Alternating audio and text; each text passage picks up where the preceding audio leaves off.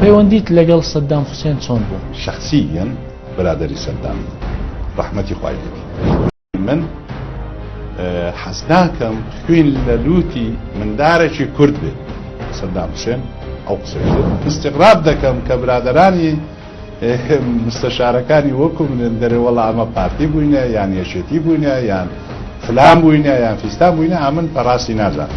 مەڵک بەڵگە هەیە دەسەلمینی کە جەنابەت دەستت هەبوو لە ئەنفال. خۆم بەزاش پۆلیس نەزانێ و خۆش لایەزات خۆم بەزاش پۆلیس نەزانم.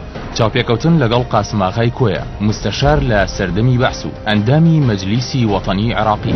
ئەمنیش بە خۆم دەرم پێشمەرگەت کە دیفاعم دەکرد لەو کوردانەی کە لەکنە من و دەور و بەری من. تۆ لەگەڵ ڕژێمێک بووی لەگەڵ دەوڵەتێک بووی کە کوردی دەتەوسانەوە کەوا بوونی کوردی قەدەغە دەکرد کەوا ئەنفالی کوردی دەکرد جینۆسایدی کوردی دەکرد بۆ تۆ پێش علی حەسەن مەجید لێ بوو گوتی بۆ تووڕێی گوتم ئێوە خزم و کەسی منت هەموو ئەنفال کردیە. زەردووری داوای چی لێ ئەکردن؟ یەکیان علی حەسەن مەجید، دوویان تەها یاسین ڕەمەزان، سێیان محەممەد هەمزە زوبەیدی.